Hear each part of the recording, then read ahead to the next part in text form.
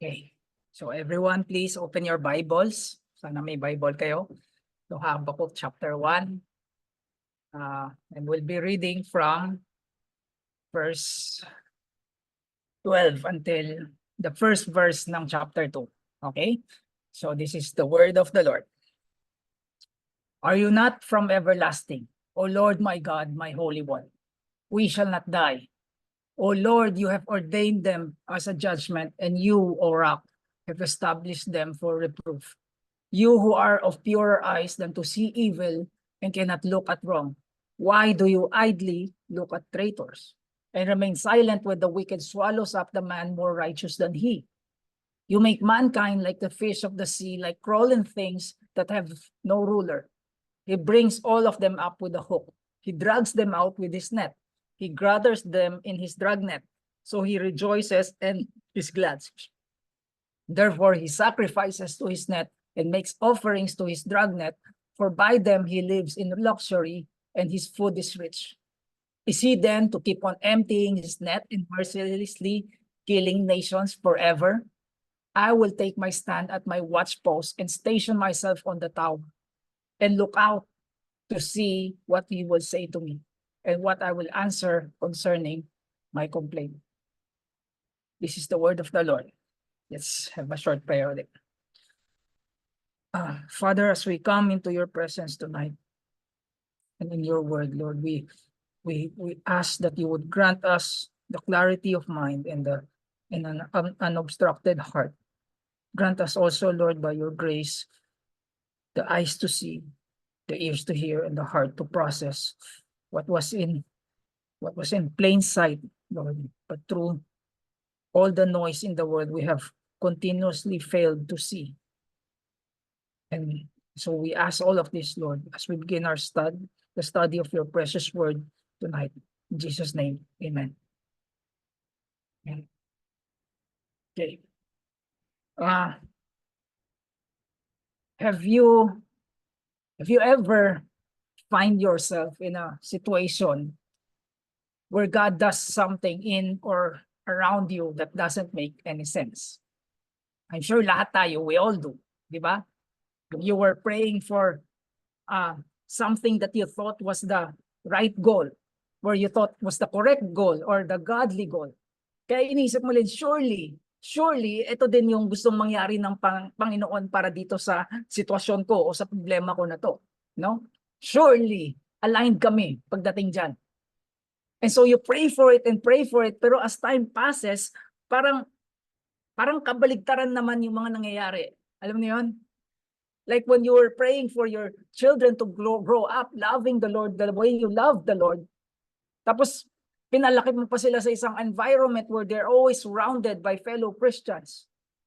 Tapos isang araw na lang marirealize mo na lumaki pa din silang atheists. O yung tatay mo o yung nanay mo na meron kang strained na relationship, pero as things began to improve, at unting-unting na nakikipag-usap na kayo at nakakapag-set na kayo ng mga dates at conversations na parang papunta na talaga kayo dun sa reconciliation na hinihintay-hintay mo, bigla naman silang na-aksidente at namatay. Or even on a national or international level, no? Where pinagpe-pray natin yung bansa natin o yung mundo natin for a revival, para mas maraming makakilala sa Panginoon, for the gospel to spread far and wide. Pero anong nakikita natin? That the gospel itself today is now being equated as hate speech. For good to be called evil and evil being celebrated as good. For things like gay marriage and transgender bathrooms being pushed to be codified into the law of the land. For Christians to be persecuted and laughed at for simply being Christians. At bilang isang Kristiyano who prays for the Lord to intervene in all of these things, anong magiging reaction mo kapag ganito yung sagot na sumasalubong sa'yo? Diba? I mean, how would you respond? Well, like si Habakkuk dito, I'm sure at least you'll be a little bit confused. Tama? Maybe even a little bit scared or frustrated. Or maybe even angry. Kaya minsan mapapatalong talaga tayo, Lord, why? Why are the things around me falling apart? Why are you allowing this injustice to take place? Why, Lord, does it always seem like evil is winning every single time? And the problem that usually arises in this line of thinking is not actually in the questioning in and of it itself, no? In fact, maganda nga yun. For us to be able to bear our deepest and rawest emotion to our Heavenly Father. Kasi yun naman talaga ang ibig sabihin whenever we say we have a deep and personal relationship with Him. Diba? For us to be able to cry out to Him and lean on to Him in our struggles. So no, hindi yun yung problema. Itong problema. Kasi a lot of us face trials like how non-Christians face trials. Ano ibig sabihin? Well, kapag nakakita ng injustice sa mundo ang mga hindi Kristiyano, ano usually maririnig mo? How could the good God allow all of these things to happen? Di ba? Paano ako maniniwala sa Diyos na pinapabayaan lang lumago ng lumago ang mga masasama, samantalang yung mga mabubuti ay naghihirap? O bakit naman ganito? Kung meron talagang Diyos, bakit parang wala naman siyang paki sa akin? O hinahayaan na lang niya akong masaktan ng masaktan ng masaktan? At aminin na natin at one time or another sa buhay natin, natanong din natin sa sarili natin yan. Tama? Lalo na kung nasa lugar ka na hirap ka na. Pero ito tanong ko, for a person to be able to think or say things like this, how did he or she come to that conclusion in the first place? Paano? Well, it's because they are letting the circumstances around them interpret who or what God is to them. Tama? Meaning ang Diyos na nasa isip nila is being formed and reinterpreted based upon how I feel about this particular problem na hinaharap ko. Which hindi ko na kailangan sabihin sa inyo ay maling-mali. No? Kasi what we should all do instead in times of trouble is we should let our trials and our circumstances be interpreted based upon the unchanging character of God as He's revealed to us here in the Bible. Kasi dito mo lang makikita yung totoo. Hindi yung Diyos na gawa-gawa mo lang sa isip mo. Kaya bago sa lahat, as we start tonight, gusto ko munang isettle muna sa inyong lahat to. No? I want to give you 3 truths in the Bible about who this God is that we are worshiping and relying on. Para next time na may hinaharap tayong problema o karamdaman, hindi na kung ano-ano mapasok sa isip mo na hindi naman totoo. Okay? And the first one is this. No? Ephesians 1:11, which tells us that God, our God, predestines things according to the purpose and works all things according to the counsel of His will. Ibig sabihin, He has already predetermined where history is going. And yes, this includes that very thing that you are facing right now. Kasi nga, all, di ba? So He already knows how everything starts and how everything will end, which is ultimately His will. No? And what this verse is getting at is that that God is like this grand weaver, no? Where He's controlling everything around us to get it there. Okay? There's actually a Christian term that we usually use to describe this. That God is what? Sovereign. Diba? So God is wisely controlling everything that happens in and around us to produce His sovereign will. Pero magandang balita lang yan if the second thing on our list is also true. No? At ano yun? That God's sovereignty is never ever disconnected from His character. Okay? Meaning His control over all things is never divorced from His goodness or His love for His own or His wisdom or His desire to bring glory to Himself. So basically, he never acts in ways that cancel out what the word has already said. And Malachi 3:6 is so clear about this, no? For I, the Lord, do not change. Which is the nature of all the promises that you will see from Genesis all the way to Revelation. Kaya all those good promises that you all love to quote and declare, they will never change. Okay? Meaning kahit ano pang mangyari, kahit gumuho pa yung sahig na kinatatayuan mo ngayon, all these promises will still stand. Which leads us to the third thing. And never ever forget this. Kasi kung nasa lugar ka, kung na medyo nag-uumpisa ka ng mag-doubt, na kung mabuti ba talaga ang Panginoon, o kung mahal ka ba talaga niya, o nakikinig ba talaga siya sa'yo, then never ever forget Isaiah 55. For as high as the heavens are higher than the earth. By the way, tanong lang, how high are the heavens above the earth? 1 mile? 2 miles? Kasing taas ba ng ulap? No. It's way higher than all of that. Actually nga, kapag inisip mo, the height difference is immeasurable. Di ba? And that's what this verse is saying, no? For as high as the heavens are higher than the earth, so are my ways higher than your ways, and my thoughts than your thoughts. So bakit kailangan mo magtaka kung hindi mo nakikita yung Panginoon dito?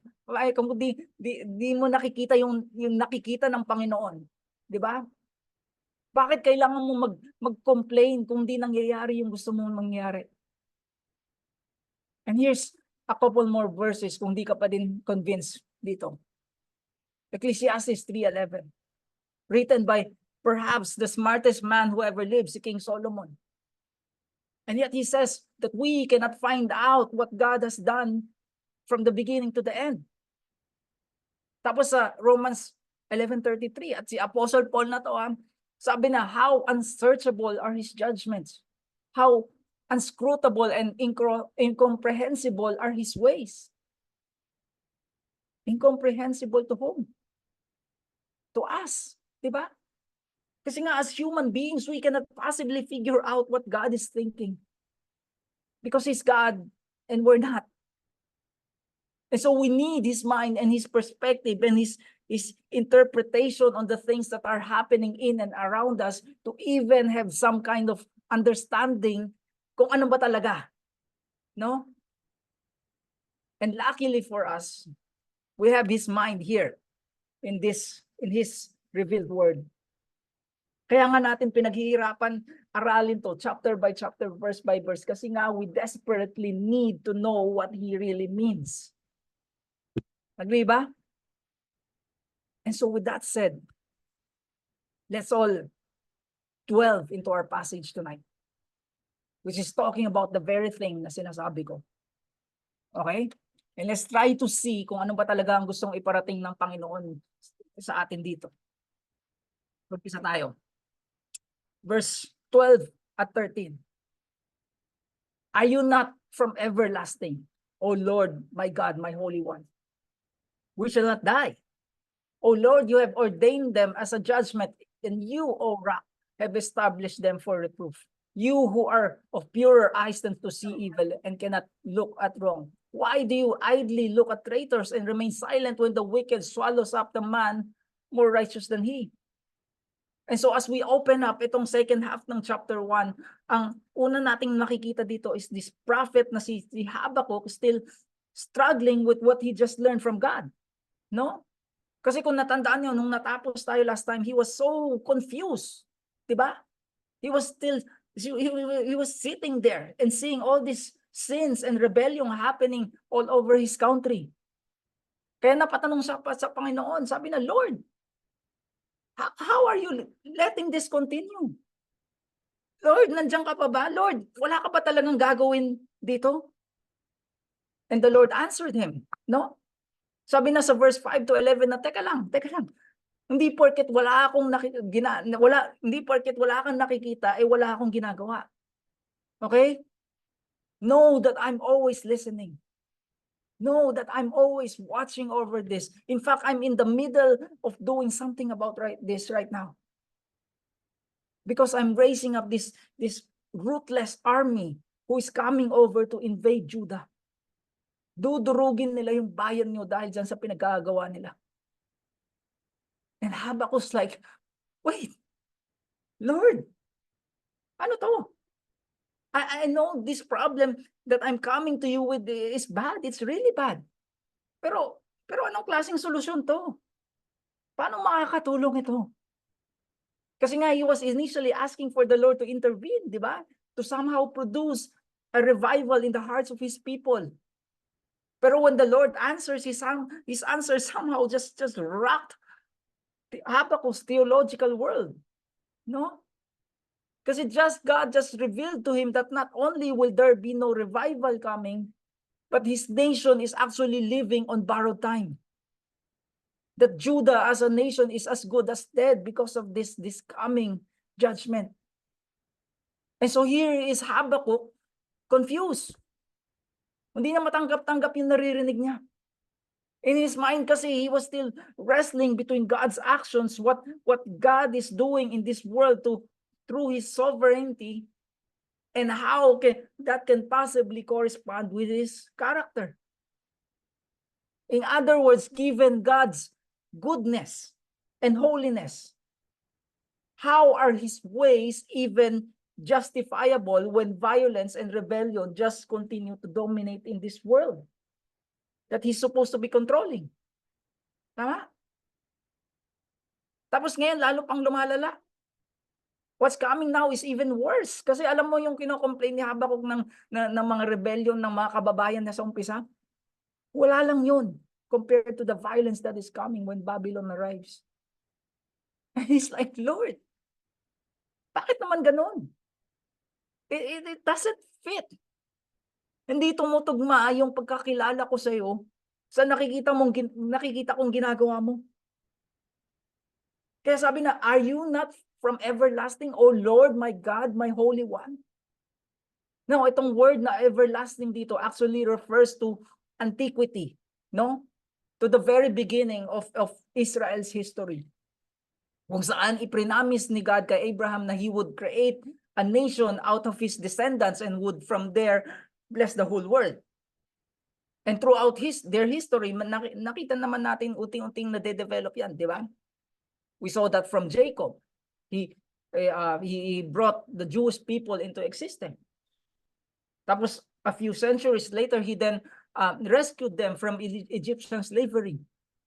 So, ang relationship nila up to this point is always God making these promises, these covenants with them, and following through with it. No? And why is that? Because, as this verse also says, He's holy.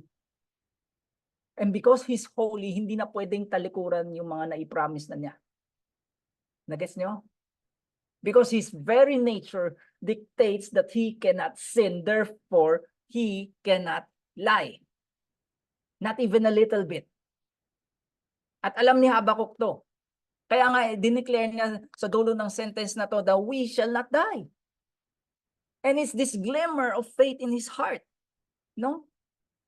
Alam niya sa sarili na kahit anong mangyari, kahit gaano pa kalala yung magiging sitwasyon nila dahil dito, because of God's nature and God's standing covenant with His people, hindi sila mauubos. Hindi sila ma-wipe out totally. However, that does not mean that they will not be judged. No?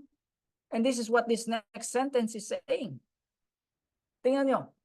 Oh Lord, you have ordained them as a judgment. And you, O rock, have established them for reproof.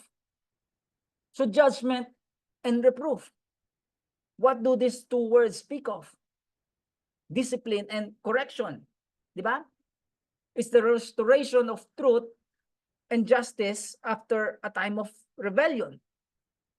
And what you and I need to understand here is that God is not bringing this upon His people out of spite. No? He's doing this out of love. Because He loves them.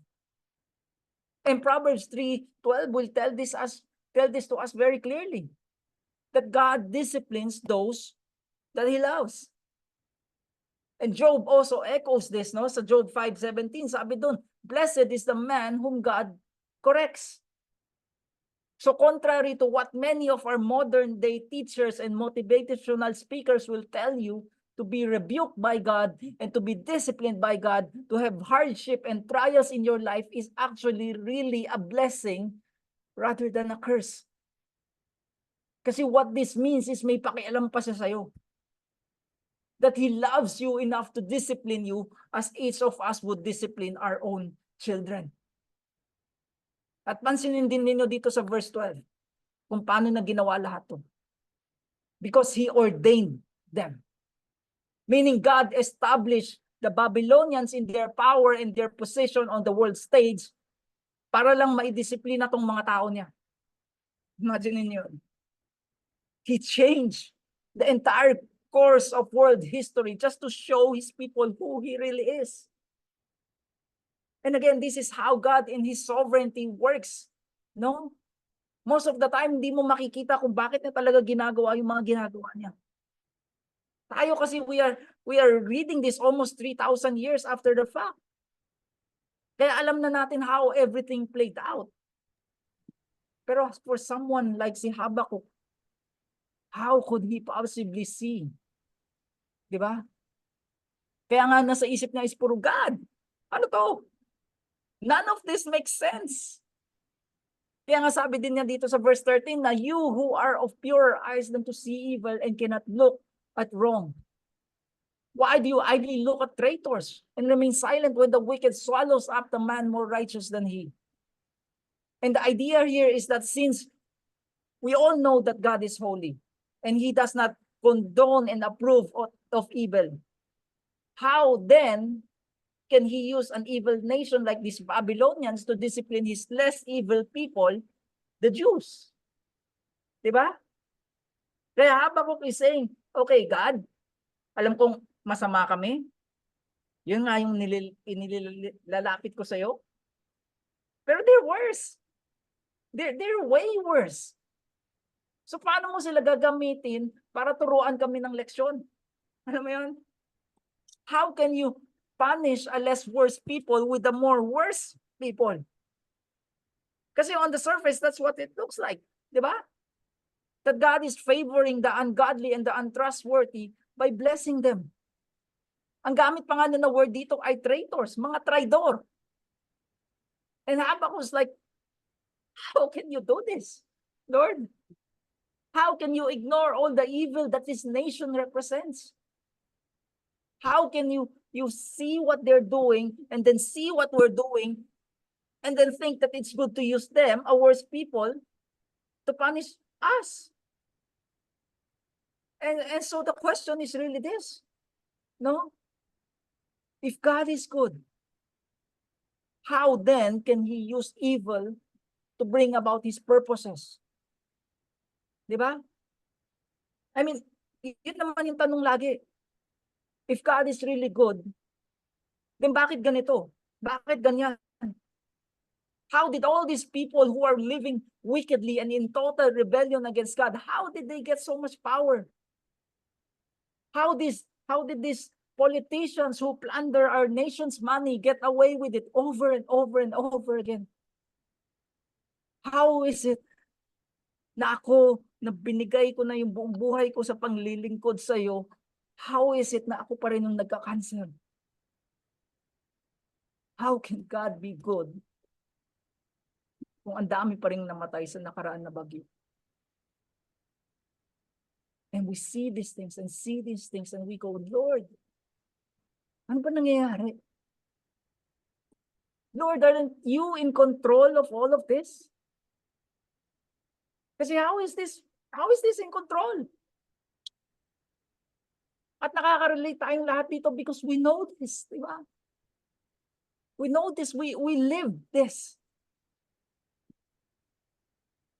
Kaya nga next time na dumating tayo sa point na to sa buhay natin, what we all need to realize and understand is this, that our trials and God's love are compatible.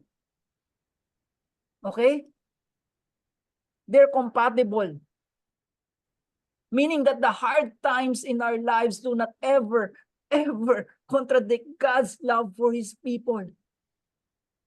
Not one bit, not even one tiny little bit.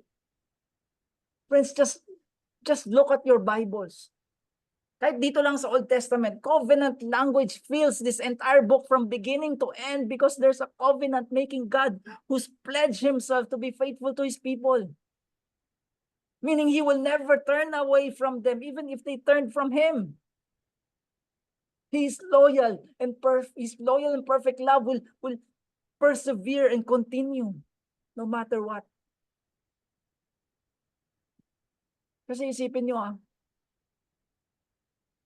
did God ever stop loving the Jews when they were slaves in Egypt? Hindi, di ba? Did God ever stop loving the Apostle Paul when he was in prison and beaten close to death? Hindi lang pala yun, he was wet and shipwrecked and stoned and sleepless, hungry, thirsty, cold, exposed to the elements. Did God ever stop loving him? Kaya niya pinagdadaanan lahat na yan. No. Did God stop loving Jesus when he was falsely convicted and tortured and crucified? I mean, kailangan po ba natin sagutin yun? So why do so many of us think that when trials come, it means that God stopped loving us or that it's proof that he never really loved us in the first place? Di ba? Why? Lalo na when Romans 8 says that nothing can ever separate us from the love of Christ. Alam niyo yun? Actually, yung word na nga niya yan, yung nothing, it's a very simple word. Pero minsan, hindi talaga natin siya maintindihan, no? Kasi isip kasi natin, okay, sige, nothing nga. Pero, paano kung ganito? Paano kung ganyan? And Paul knows this, no? Kaya nga he starts listing these things na pwede nating maisip. Sabi na, how about tribulation? How about distress? Or persecution? Or famine? Or nakedness? Or danger? Or sword? Which means war, like what Habakkuk and his nation is facing here. So what if any of these things happen in your life today? Does that mean that God stopped loving you? No. No. Kaya nga he continues on sa Romans 8:37 na in all these things. At gusto kong pansinin niyo to, not when we're freed out of these things na nilista niya kanina, but in all of these things, in all the trials, in all the persecution, in the famine, in the war, in the questions, in the doubt, in the pain, in all of these things, we are more than conquerors. At paano nangyari yun? Through him who loved us. Through God who loved us. And how did he love us? By giving us his son. Okay. Isipin nito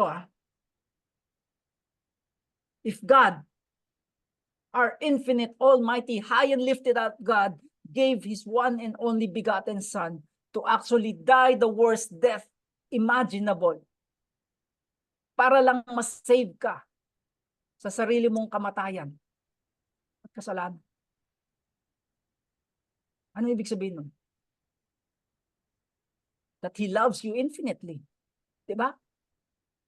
That he loves you with that perfect kind of love, which means that even if he removes every earthly blessing from your life, even if the things like safety and rights and comfort and security and food and shelter and peace and anything else na pwede mong ilagay dyan sa category ng magagandang bagay sa buhay, even if he removes all of that from your life, but you still have his son, you are still loved infinitely and forever. Guys, do you believe this? Do you believe this? Kasi kung alanganin ka pa rin, isipin mo to sa mga magulang dito. If you discipline your kids, kung gusto mo silang turuan ng leksyon dahil may ginawa silang masama, at pinalo mo sila, o may tinanggal ka sa buhay nila na gustong-gusto nila, and they don't like it, and they whine about it and complain about it dahil ang sakit para sa kanila. Question, does that mean that you stop loving them? I mean really, isipin niyo na to ng mabuti. Habang pinapalo mo yung anak mo, is there at any point during the process ng pagdidisiplina mo sa kanila na pumasok sa isip mo na hindi mo na sila mahal? Hindi, di ba? In fact, it's the complete opposite that is true. No? That the trial that you're putting them through is actually the biggest evidence of your love for them. Tama? Kasi kahit gaano pa kabigat sa kalooban mo na napapaiyak mo sila, ginagawa mo pa rin. Dahil alam mo na in the broader picture that this is still the best for them. At yan yun, di ba? That's how God is also with us. Kaya when trials come, when things that causes confusion and pain in our hearts come, know that none of these things should ever be seen as a removal of God's love for you. No? If you have given your life to Christ, if you have turned from your sin, if you're trusting in Him alone as your Savior, if you've repented of your rebellion and bowed down to Him as Lord, if all of these things are true in your life, then know that His love for you abides. Yes, the trials and the circumstances that we find ourselves in our lives can hit us very hard at times. Pero none of that should ever be interpreted as contradicting God's love for His own. Okay? Now, punta tayo sa verse 14. Kasi here we see that Habakkuk is still very confused. No? And to further expound upon his frustration that he was feeling, he is going to be using an analogy of a fisherman. Ngayon, para alam nyo lang, itong mangingisdaan na to, according to Habakkuk, he's actually a representation of the Babylonian Empire. No? So lahat ng mga he or him na makikita mo dito, all of these are talking about Babylon. Okay? So itong sabi na, you, talking about God, make mankind like the fish of the sea, like crawling things that have no ruler. He brings all of them up with a hook. He drags them out with his net. He gathers them in his drag net. So he rejoices and he's glad. Therefore, he sacrifices to his net and make offerings to his drag net. For by them he lives in luxury and his food is rich. Now, itong passage na to, combined with all the other passages that we have read before, just makes it very clear, no? That God isn't simply using the Babylonians because sila lang yung available o sila lang yung babagay sa plano niya. No. Ang totoo dyan is He was specifically blessing them by raising them up from essentially nothing and empowering them for the very purpose of destroying the nation of Judah. Kaya Habakkuk here is complaining. Kasi hindi na talaga matanggap. Sabi na, Lord, paintindi mo naman sa akin, please. Kasi not only are you tolerating their sin, but now you're even using their sin para dito sa sinasabi mong pinaplano mo. Kasi notice again verse 14, no? You, God, made the people of earth helpless before the Babylonians. Na para silang mga isda sa dagat na walang leader. Meaning there's no one protecting them or fighting for them. And archaeology confirms this, no? There were ancient carvings that depict Babylonian gods carrying these conquered people away in fishing nets. And they are completely helpless. Tapos pansinin din tong verse 15, sabi na he hooks them, which is something that these Babylonians would do, no? Kasi kapag may kinonquer sila na bayan nun, what they would do is they would kakabitan nila ng hook yung labi nitong mga nahuli nila. And they would string these hooks together with the rope and march them in a single file by the hundreds or by the thousands para ma-march at papamarchahin nila sila hanggang sa Babylon. Which is just the ultimate degradation. Di ba? Di na sila nakontento na ipatumba nila ang isang bansa, but they would even do things like this. And the point of this passage is that these conquered people can't fight back. No? Kasi kung ang isda ay nahuli sa net ng mangingisda, wala nang takas yun. Tama? Sa Finding Nemo lang siguro nangyayari yung let's keep swimming, tapos makakalusot pa sila dun sa butas. Pero sa totoong buhay, walang ganun. Kasi ang isda, they don't have a leader to protect them or to organize a resistance. No. They're all just dead in the water, so to speak. Yeah, all of this is just imagery of the Babylonian military might. No? Na they are just far too strong for anyone to resist. And the last part of verse 15 just makes things even worse. Kasi sabi dito that all of this just makes the Babylonians rejoice. Meaning, yes, they're proud of their success as they see themselves rising in power. Pero yung source ng pride nila is not just that they were strong. No? Pero dahil pinaglalaruan nila at nababastos nila tong mga kinakalaban nila. At kaya sila ganun is because they're not worshiping the one true God. Di ba? Despite the fact na inilinaw sa atin ng Panginoon na siya lang talaga ang nagpalakas sa kanila. So anong sinasamba nila? Their net.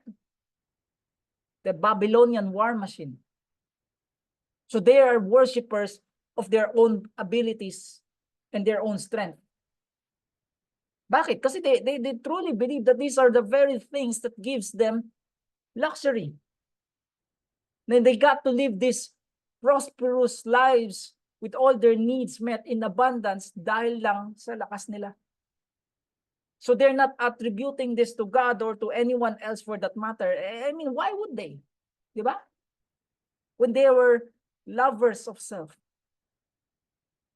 So just reading through verses 4 to 16, wala ka talang makikitang maganda dito sa mga Babylonians. No? Pero that's the point of all of this, di ba?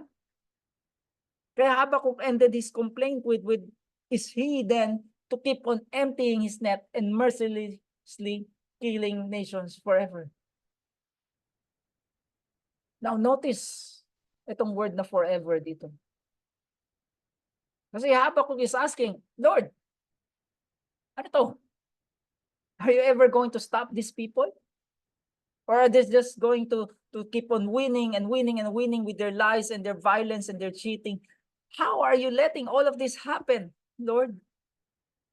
How will anyone stop them? I mean, if you're gonna punish us for our rebellion, paano naman sila? Libre na lang ba silang gawin yung gusto nilang gawin forever? Now, speaking of that, as a side note lang, alam nyo ba na itong Babylon, sikat na sikat to sa mga history books natin, di ba? Pero alam nyo ba na itong empire nila, they did not even get to last 100 years. Talaga? Yes. Daig pa nga natin sila. Kasi in 539 BC, which is about 70-80 years after sinulat ni Habakkuk to, the Babylonians themselves were conquered by Cyrus the Great without so much of a resistance. And this guy, Cyrus, after all of this, allowed the Jews to return home to rebuild both the city and the temple, therefore fulfilling the prophecy sa Jeremiah 29, that they will only be in exile for 70 years. Through this person king. This was all fulfilled. Literally. Actually nga, itong haring to, this pagan, unbelieving king even funded the entire living the entire rebuilding project of the Lord's temple. Imagine that.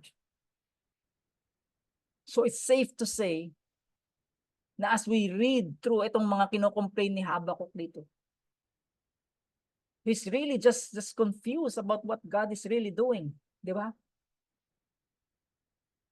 Kaya tayo today, as we see the prosperity of the wicked growing, as we see the power of those who are in rebellion against God increase in influence over our culture,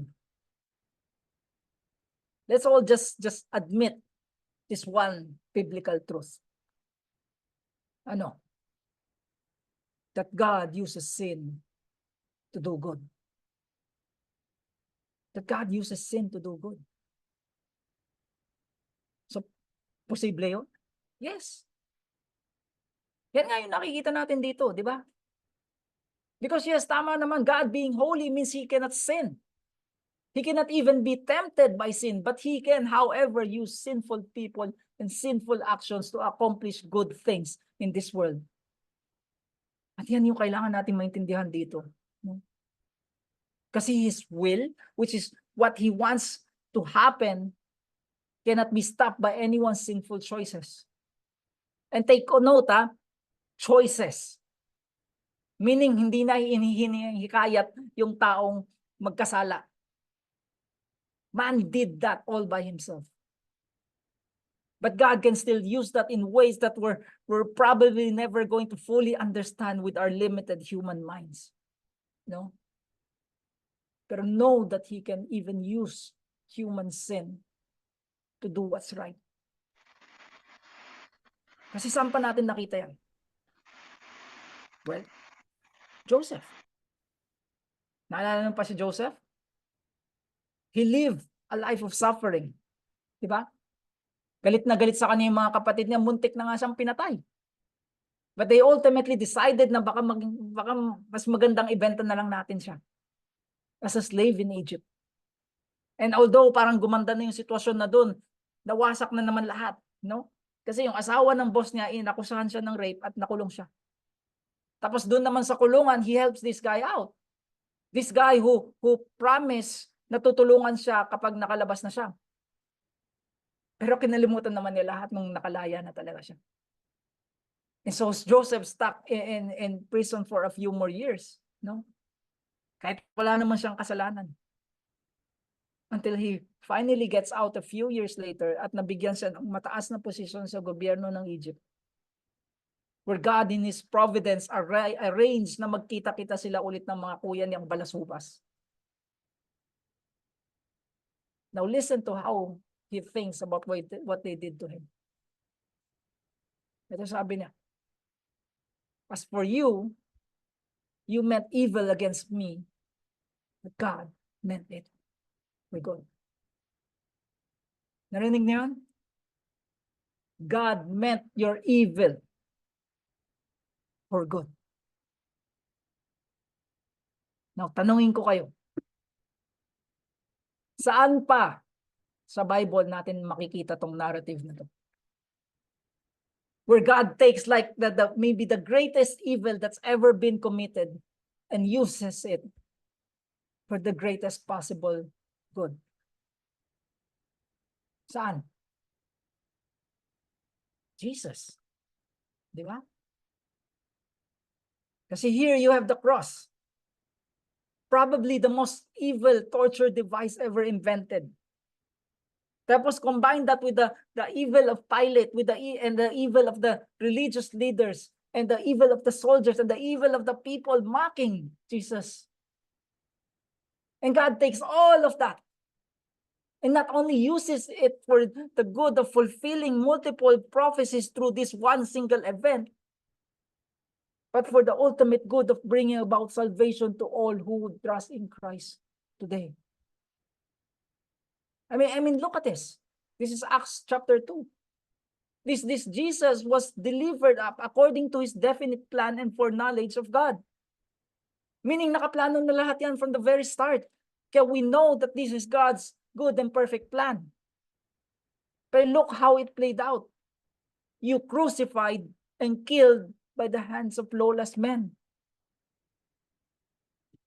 And so if God used the greatest evil to torture and to the murder of his son Jesus, to bring about the greatest good, which is the salvation of sinners like us for his glory, then why can't he do it in lesser ways? Diba? Tulad niyang problema na hinaharap mo ngayon. Yung sakit na pinagdadaanan mo, yung utang na di mo kayang bayaran, yung paghihirap mo bilang yung kaisa't isang Kristiyano sa isang lugar where Christians are not welcome. Can't he use all of this for good? Balikan natin tong Ephesians 11. And this time, let's just all try to read this with a much clearer lens. No? In him, we have obtained an inheritance, having been predestined according to the purpose of him who works all things, the counsel of his will. Friends, God is right now working every single thing that is happening in your life. Even the evil and the tragedy and the mistakes and the wickedness. He's working all of it according to the plan that he's already decided will take place. In short, he is sovereign. And if that fact does not comfort your heart tonight, if that fact does not put steel in your spine in the midst of the trial that you are going through in life, then pray that these words that we are reading right now will really fall from your head and into your heart. No? To go from theoretical to this is how I actually view reality through the lens of his sovereignty. Kasi ang solution talaga dyan sa mga problema ni Habakuk at sa mga problema na rin natin isn't really whether or not God will take away the pain or the suffering that we are currently feeling. No. The solution is in the perspective. If we are thinking rightly about these problems that we are facing. Kasi when our problems are big, when they overwhelm our hearts, that's usually because our view of God has become small. No? But when God is big, meaning when God is put in his rightful place and he is seen as he actually is, then those problems that you may have coming into tonight will shrink. Hindi sila mawawala, problema pa rin sila, but they will shrink into their actual size in proportion to the greatness of our Heavenly Father. Friends, many of our problems today actually come from the fact that we don't see reality through the lens of the Bible. We don't interpret life through what the Bible says is true about God. Kasi ano usually ginagawa natin? We tend to see God through the lens of our own feelings. Tama? We see God through the lens of our trials and our sufferings, and we manipulate our view of him by trying to fit him into what we think he should be like. Instead of manipulating our feelings and our perceptions of what's going on based upon what is true about God. And until we do that, no? Until we see God rightly in the correct perspective, mahirapan talaga tayo. We're really going to have a hard time understanding what's going on around us. And we'll be frustrated. Some of us may even become angry. Kasi nga you don't have the truth of God's character to ground you. Kaya itong mga inaaral natin dito, the real reason that I want to share this with you is because these are the rocks that we will step on in the muck and in the mire of life. No? Kasi sa dami ng putik at basura sa mga paligid natin, what we all need are these places to step on as we pass through those times. Di ba? Because these are the only places that gives us stability and strength. But when the darkness is lifted and panic subsides and clarity comes rushing in, we will still find ourselves standing on solid ground. Why? Because God is still sitting on His throne where He belongs, in our hearts. Kasi kung hindi ganon, if we're not grounded on this, lahat tayo to, we will all stumble in the darkness of our own understanding as we desperately try to find the light switch. Diba? And so this is what Habakkuk is wrestling with in his confusion. No? Pero ngayong nailabas na niya lahat ng sama ng loob niya. Look at chapter 2, verse 1. I will take my stand at my watch post and station myself on the tower and look out to see what he will say to me and what I will answer concerning my complaint. And I love this so much. No? Kasi after we saw Habakkuk basically questioning the way God has been handling all of these problems that he was facing, after taking his problems and his doubts and his fears to God, anong ginawa niya next? He just leaves them there. He just iniwan na lang niya lahat sa kanya. Which tells us, first of all, that what we have been seeing from Habakkuk, even from the very beginning of this book, is not anger. It's not cynicism. He's not looking for an excuse to not trust God. In fact, it's the complete opposite. No? Kasi every single question that he has comes from a heart that refuses to stop trusting him in the midst of all the confusion. So this is all the reality. This is really the faith of one man seeking understanding just because he was very confused about what's going on in his life and what's about to come next. And so ano ginawa niya? Pagkatapos niya nilabas lahat ng sama ng loob niya sa Panginoon, sabi dito, he climbs up a watchtower overlooking the city. And he waited there. He waited. He's going to station himself there and patiently wait for God to answer. Which also implies na alam niya na talagang sasagot si God. No? Pero notice also that he doesn't say na pagdidiskusyonan muna namin to ng mga kapwa kong prophet while we waited.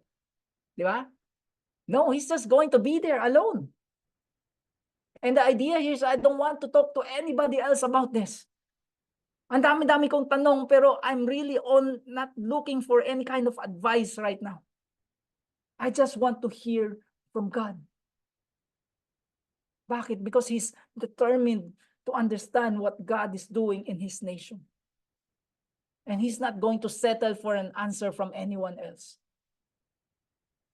Now, God's answer will come in the rest of chapter 2, no? And we will get to that when the time comes. Pero for now, as we come near the end of our time together tonight, ito yung kailangan talaga natin matutunan ngayong gabi. That when God does not make sense, when God confuses us with what He is doing in our lives or in the world around us, What we should all learn to do is to be patient as God works. Yun lang. Let's be patient. Kasi to wait on the Lord, look at Psalm 27:14. Look how this verse, which is actually a very strong command, starts and ends with these 4 very simple words. Wait for the Lord. Be strong and let your heart take courage. Wait for the Lord. Ano ibig sabihin? It means there's a connection between the strength and the courage that we have during our trials and our hardest times to our ability to patiently wait on the Lord as He works on it. Okay? So kung hindi pa siya sumasagot sa'yo o hindi mo gusto ang sinasagot niya sa'yo, don't be impatient with God. Okay? Don't be angry. Don't be frustrated. Don't do any of that simply because you are not God. Kailangan mo pang ma-convince? Here's another verse, Psalms 33:20. Sabi din dito, our soul waits for the Lord. He is our help and our shield. Meaning in times of pain and in times of affliction, yes, God gives aid and comfort for His own. Pero paano siya dadating? While we wait on Him. Kasi nga, it's actually in the midst of the waiting that He strengthens us and helps us. At ito pa, Lamentations 3:25. The Lord is good to those who wait for Him, to the soul who seeks Him. I mean, don't you want God's goodness in your life? I'm sure we all do, di ba? So wait for Him, seek after Him. Now, waiting and seeking does not mean na tatahimik na lang tayo. Okay? It does not mean na hinto na tayong from crying out to Him as we bring our request to Him. No. Kasi waiting could also be, here I am again, Lord. Alam ko ang kulit-kulit ko, pero here I am praying about this again. Di ba? Pero be patient kung di pa siya sumasagot, no? Kasi when we wait, what we are also proclaiming is that God is God and we are not. Tama? That He has all the right to respond in His time and not according to our time. And that is what we are seeing in Habakkuk. Kasi makikita mo naman, even though he's a prophet of God, he's not pretending to be something that he is not. No? He's not pretending na he's got all of this figured out. No, he's struggling. And he's pouring out his heart to God kasi gusto niya talagang maintindihan kung ano ba yung ginagawa ng Diyos. And so he prays, and even when he gets answers that he doesn't like, he keeps praying. But throughout all of this, makikita mo naman that he was not impatient. No? He's not demanding that God gives him an answer immediately. He waited. Waited. Pero pang hirap sa atin ngayon yan, di ba? Especially ngayon when we get things like food and information in an instant. When the messages that we constantly hear from our professors are things like time is money, or when you kill time, you kill your opportunities for success. Alam mo yan? Unknowingly, the culture and the technology that we have today is breeding a new generation of people who don't want to wait. Kaya magtataka pa ba tayo why we find it difficult to wait on God? Kaya one of the most important messages that Habakkuk can impart to our impatient generation is this. We don't need God to hurry up. We don't. Kasi the truth of the matter is the time that we spent being patient with God is not time wasted at all. So in confusion, pray. If the confusion doesn't go away, just keep praying. And that actually goes for all things, no? In concerns, pray. In misunderstandings, pray. In doubts, pray. Because all of those prayers goes to the Lord, who will respond in His time and not yours. So be patient while he works. Okay? And while we're waiting, let's never forget who he really is. No? Let's look at verse 12 one more time. One last time. Let's all close with this. Kasi the things that are said about God dito are just foundational for your soul. Especially when trials come and we are confused about what He's doing in our lives. Okay, let's all read this again. Pwede ba? Are you not everlasting, from everlasting? O Lord, my God, my Holy One. We shall not die. O Lord, you have ordained them as a judgment, and you, O Rock, have established them for reproof. Now, the first thing I want you to notice here is that He is called Lord twice dito. Di ba? And this word actually it's God's covenant name. That is Yahweh. No? Which means that He is self-sufficient in that He does not need anything from anyone. Kaya nga He can be loyal and faithful and never leave nor forsake any of His people regardless of their circumstances. And notice also that He is called God. Ngayon, itong word na God, unfortunately today, we just casually use this in all kinds of different ways. Di ba? Pero alam niyo ba, yung word na yan, this title, it has a very deep meaning to it. Kasi it speaks of eminence, of kingship, of being in charge of, as Earth's creator and sustainer, and all of that, being the author of all of history as we know it. And all of these things and all of these ideas are all just packed into this one word na God. No? Now, pansinin nyo din that He is also called the Holy One. Now, in this world of ours that is full of injustice and rebellion, what better person is there to pour our hearts out to than this God who is holy and righteous and sinless and perfect? Di ba? Kasi all of this automatically makes Him the best person to talk to about our problems sa evil and injustice and all these kinds of different things. Now, at the end of the verse, notice that He is also called Rock. Kasi when the storms of life crashes upon our souls, you will not be crushed if He is your rock. Tama?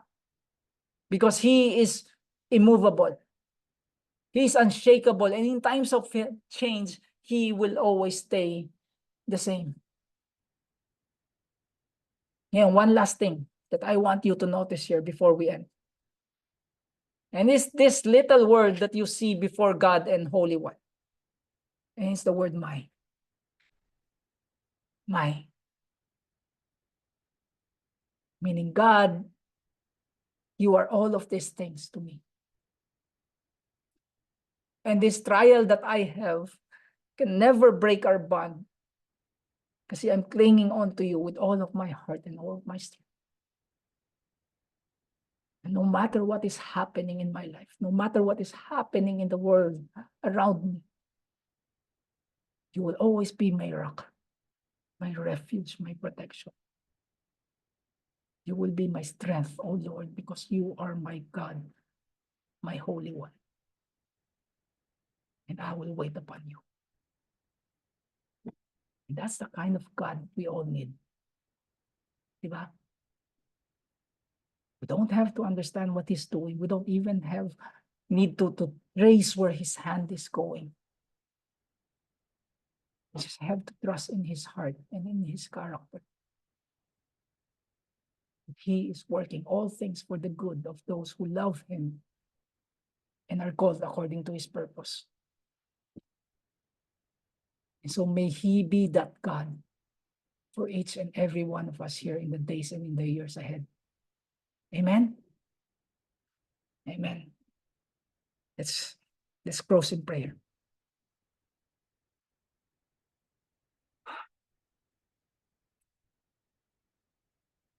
Father, we thank you for giving us such a book and such a person like si Habakkuk, who is so relatable to us.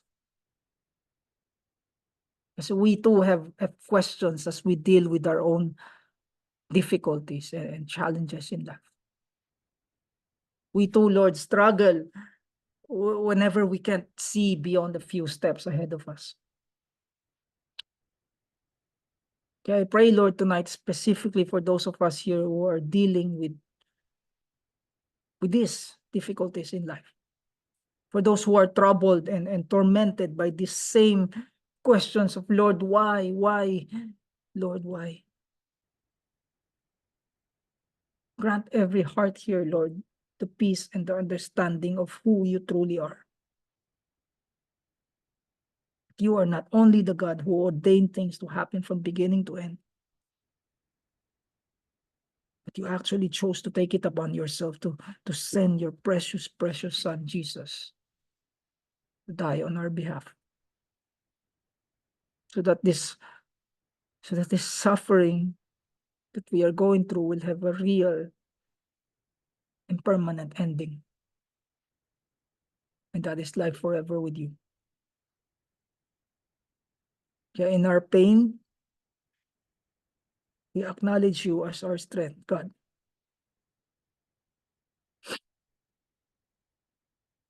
You are our peace. You are our joy. You are the author and the perfecter of our faith and our salvation. We love you. We thank you that you first loved us. And so we worship you, Lord. In Jesus' holy, holy, holy name. Amen.